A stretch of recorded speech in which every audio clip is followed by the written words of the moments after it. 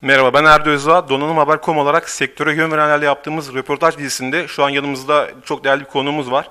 Asus'un komponentlerden sorumlu başkan yardımcısı Jackie Hsu. Kendisiyle Asus ve pazarın genel durumu hakkında konuşacağız. So, thank you very much, Jackie, for your time. Oh, it's my pleasure to come here. My first question is about the chipset problem with Intel. You know, everybody knows that Intel has a problem with 6 series chipsets, and how did Asus react that problem? Okay, so actually Asus has been ranked as #1 in quality and service by Wall Street Journal. So everybody knows. So of course, you know, we have the best quality, but this time everybody encountered the same problem. So from our point of view, we will provide the best service to customers. So there are two choices from to customers. Number one is they can swap. Number two, they can return. So it depends on customer's choice. We can provide, no problem at all. So some power users and overclockers found that problem with third-party software such as H2 or something like that. Why Intel and us or other manufacturers couldn't find that problem before first shipments? I think that problem is some you can consider as a percentage over probability, right? So no matter what problem, Intel announced this problem in the beginning of February. Actually, January. January, in the end of January, right? So when Intel announced, then everybody just prepared our own solution to for the customer's service. So I think that is some issue. Although you can, as you mentioned, you can also use the third-party software, but at the time nobody realized that will have the problem. Normally, you know, that shouldn't have any problem like this. So 6S chipset is news from the Intel, and what about the AMD side? AMD side, okay. AMD will launch 9 series new chipset in maybe March. March timeframe. So we will announce the new product in CBIT. CBIT is in the beginning of March. So what about the fusion processors or something like that, which is integrate GPU inside? I think that kind of integration can be the good choice for some entry-level products. So what can I say about the general condition in the motherboard markets in all over the world? Okay, so the overall motherboard business is quite okay, you know, quite stable. So you can see for some, especially for some high-end customers, they would like to play games, right? Nowadays, everybody plays games. So I think for that kind of end users, they can use Asus motherboard. We have some gaming motherboard, so-called ROG, right? Republic of Gamer. So that is a very good choice for gamers. We can also provide some good features. For instance, you can use our TPU to boost your performance. You can also use our EPU to save your energy consumption, right? So for that kind of solution, I think end user will appreciate it a lot. Another question is about the mobile devices such as smartphones, tablet PCs, and another that kind of solutions. So do you think these mobile devices affect the motherboard market? Actually, it does, okay, but the percentage is not very big. So in past 2 years, we see the motherboard business is remained as same, right? So in the coming years, even from some research company, they do think the year-on-year growth rate could be 5% to 8%. So Asus has lots of innovation on the motherboards, such as RC Bluetooth or something like that.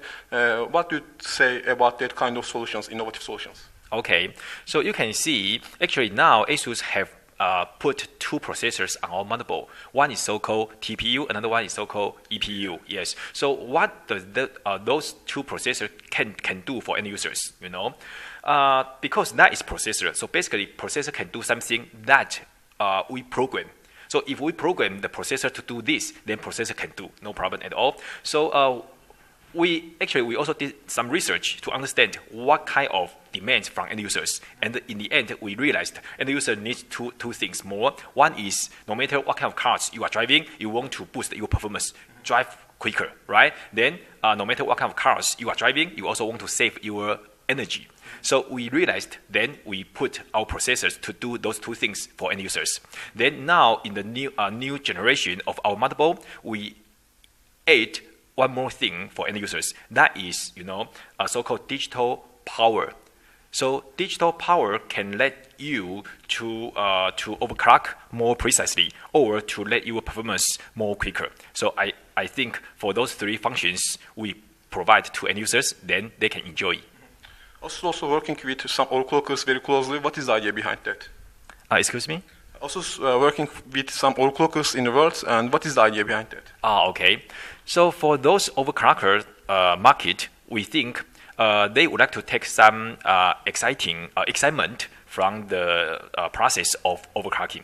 To be honest with you, Asus motherboard is always the best choice for them because we have the best reliability and also compatibility. If you want to overclock, right, you have to choose not only motherboard but also some memory and also processors. So if the motherboard can provide the performance, also the reliability, compatibility together, then end user can enjoy the achievement. So that's why if you see the global top ranking, most of them are using Asus motherboard. USB 3 is also important technology for customers and the manufacturers. So what about the USB 3 and Asus? Okay, so actually nowadays, almost every single motherboard maker is using the third-party chipsets, right? Because we don't produce the chip by ourselves. So probably you can see Asus or even other makers. But to be honest, we have one special feature on our motherboard because we use one third-party company providing the chip. That is Asus subsidiary, so-called S-Media. Yes. So by using S-Media, we can overclock. Our performance from that USB 3.0 is more than 10% more compared with other brands' chipset.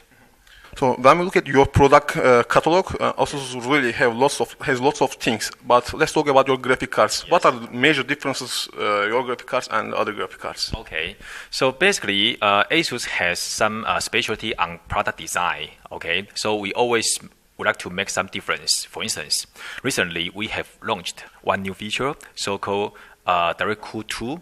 So Direct Cool 2 consists of three functions. One is Direct Cool originally, then second one is voltage tweak, the third one is super alloy power.